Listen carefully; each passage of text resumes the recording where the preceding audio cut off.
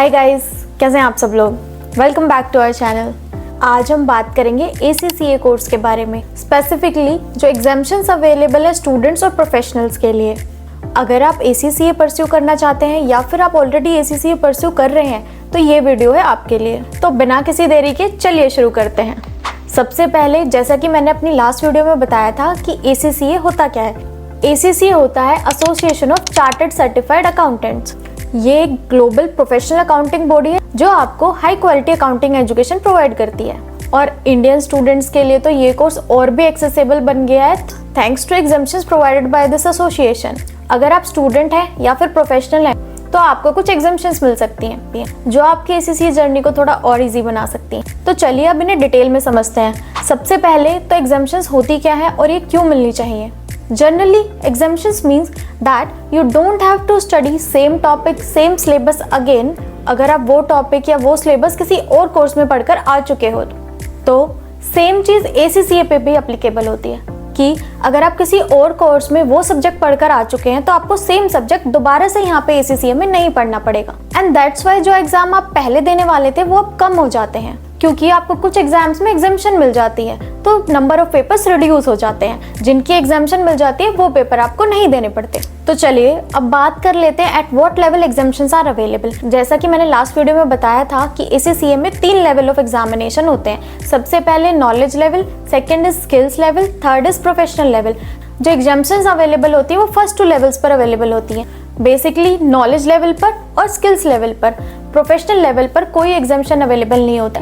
That is आपको जो professional के 4 पेपर हैं वो देने ही देने पड़ेंगे, उसमें कोई एग्जाम्शन आपको नहीं मिलेगी। उसके अलावा अगर आप ACCA फाउंडेशन एग्जाम देते हैं तो आपको वहाँ पर भी एग्जाम्शन मिल सकती है। उसके अलावा वहाँ पर सेम चीज़ अप्लाई नहीं होती है। अगर आप कोई ऐसा एग्जाम देते हैं जो कि पोस्ट प्रोफेशनल क्वालिफिकेशन में आता है देन वहाँ पर आपको एग्जाम्शन नहीं मिलती है। तो चलिए अब हम बात करते हैं कौन कौन से एग्जाम्शन आपको मिल सकती हैं और किस किस क्वालिफिकेशन के बेसिस पे मिल सकती हैं। तो सबसे पहले हम बेसिक से स्टार्ट करते हैं। दैट अगर आप BCom क्वालिफाइड है तो आपको एग्जाम्शन मिल जाएगी 4 पेपर्स की।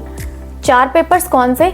All the 3 papers of knowledge level and first paper of skill level. अब एक क्वेश्चन मुझे कई बार पूछा जाता है कि अगर मैं MCom भी हूँ, लाइक BCom भी हूँ प्लस MCom भी हूँ, तो क्या मुझे एक्स्ट्रा एग्जाम्शंस मिलेंगी? इसका आंसर है नहीं, आपको कोई एक्स्ट्रा एग्जाम्शन नहीं मिलेगी, आपको वही 4 पेपर्स की एग्जाम्शंस मिलेंगी। अब इसमें एक कैच आता है कि अगर आप दिल्ली यूनिवर्सिटी के स्टूडेंट हैं, चाहे रेगुलर हैं चाहे SOL से, तो भी आपको वो 4 पेपर की एग्जाम्शन मिल जाती है।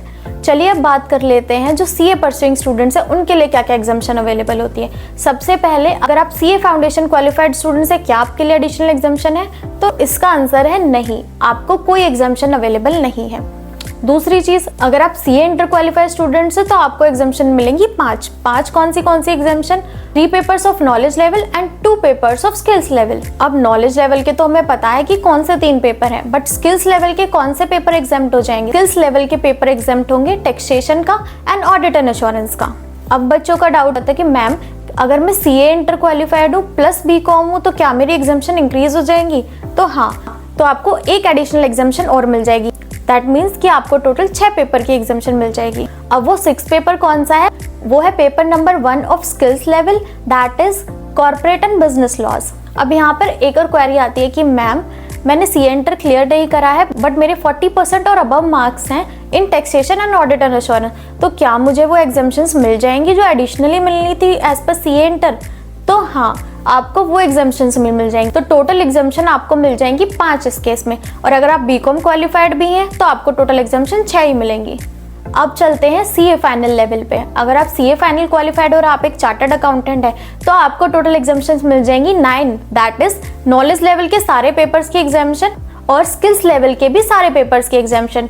दैट मीन्स कि आपको सिर्फ प्रोफेशनल लेवल के एग्जामिनेशंस देने पड़ेंगे। अब यहाँ पर एक गुड न्यूज़ और है कि वो बच्चे जिनके CA इंटर तो क्लियर हो चुका है बट किसी वजह से CA फाइनल क्लियर नहीं हुआ है, 2000 CA फाइनल स्टूडेंट जो कि CA फाइनल परस्यू कर रहे हैं बट उन्होंने ग्रुप्स दिए। लेट्स से उन्होंने ग्रुप 1 दिया और ग्रुप 1 में तो फाइनेंशियल रिपोर्टिंग में 40 ले आए या फिर स्ट्रेटेजिक फाइनेंशियल मैनेजमेंट में 40 ले आए बट किसी वजह से उनका ग्रुप क्लियर नहीं हुआ, मतलब मे बी एग्रीगेट ना बना हो तो इसलिए ग्रुप क्लियर नहीं हुआ, तो क्या उनके लिए एग्जाम्शंस अवेलेबल होंगी? In that case ACCA recognise करता है आपके एफर्ट्स को और आप जो 40+ मार्क्स लेके आए एग्जाम्स में, तो इन दैट केस ऑल्सो आपको स्किल्स लेवल की financial reporting and financial management subject की एग्जामेशन मिल जाएगी। अब ये एक अच्छा बेनिफिट है। इसके अलावा अब आप सोच रहे होंगे कि ग्रुप 2 में भी कॉस्टिंग है, अगर मेरे ग्रुप 2 में कॉस्टिंग में 40+ मार्क्स आ गए तो क्या मुझे एग्जामेशन मिल जाएगी? तो हाँ, अगर आपके CA फाइनल ग्रुप 2 में भी 40 मार्क्स या उससे अबव आते हैं तो आपको स्किल्स लेवल के सब्जेक्ट परफॉर्मेंस मैनेजमेंट की भी एग्जामेशन मिल जाएगी। तो टोटल एग्जामेशंस आपको 9 एग्जामेशंस मिल जाएंगी। अगेन ये बात ध्यान रखिए कि किसी भी केस में, किसी भी सिनेरियो में जो मैक्सिमम एग्जामेशंस है वो 9 एग्जामेशंस होती हैं। इसके अलावा आपको किसी भी केस में 9 एग्जामेशंस से ज़्यादा एग्जामेशंस नहीं मिलती हैं। चलिए बात करते हैं और सिनेरियोज की। अगर आप CS क्वालिफाइड हैं तो क्या आपके लिए एग्जामेशंस अवेलेबल हैं? इस केस में नहीं, CS क्वालिफाइड के लिए कोई एग्जामेशन अवेलेबल नहीं होती है।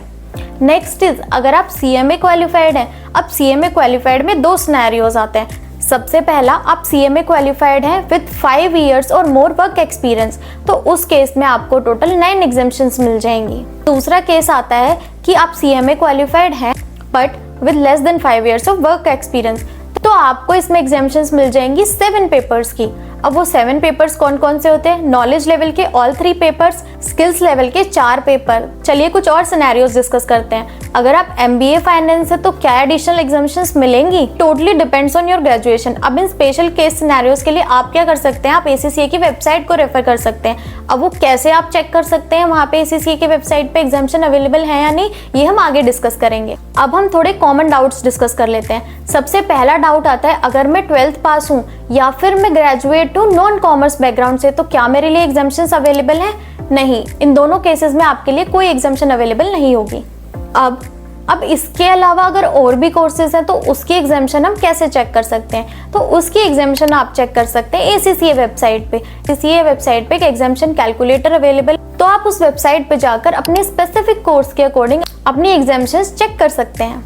तो अब क्वेश्चन आता है कि इन एग्जामेशंस को कैसे अप्लाई किया जाए। सिंपल है, आपको क्या करना है कि आपको ACCA की वेबसाइट पे जाना होगा और वहां पर आपको अपनी सारी क्वालिफिकेशंस को अपलोड करना होगा। फिर ACCA की टीम आपके सारे डॉक्यूमेंट्स को वेरीफाई करेगी और उसके बेसिस पे आपको एप्लीकेबल एग्जामेशंस प्रोवाइड कर दी जाएंगी। अब आप सोच रहे होंगे कि यार एग्जामेशंस का फायदा क्या है? वेल, एग्जामेशन का सबसे बड़ा फायदा तो ये है कि आप अपनी ACCA क्वालिफिकेशन को तेज कर सकते हैं। दैट इज, आप उसको जल्दी कंप्लीट कर सकते हैं। वो कैसे? आप अननेसेसरी पेपर्स को स्किप कर सकते हैं और अपने फोकस एरियाज जो कि मेन पेपर्स हैं उन पर कंसंट्रेट कर सकते हैं। ये आपका टाइम और एफर्ट दोनों सेव करता है और आप जल्दी ही कम टाइम में ACCA क्वालिफाइड बन जाएंगे। और हाँ, एग्जामेशंस का फायदा उठाते वक्त कुछ टिप्स माइंड में रखना बहुत जरूरी है। अब वो क्या टिप्स हैं? सबसे पहला एंड मोस्ट इंपॉर्टेंट टिप है कि अपनी क्वालिफिकेशंस को एक्यूरेटली सबमिट करें ACCA वेबसाइट पर। दूसरा, ACCA गाइडलाइंस को फॉलो करें। जैसे ही वो बोलते जाए, जिस फॉर्मेट में उन्होंने डॉक्यूमेंटेशन मांगा है उसी फॉर्मेट में प्रोवाइड करें।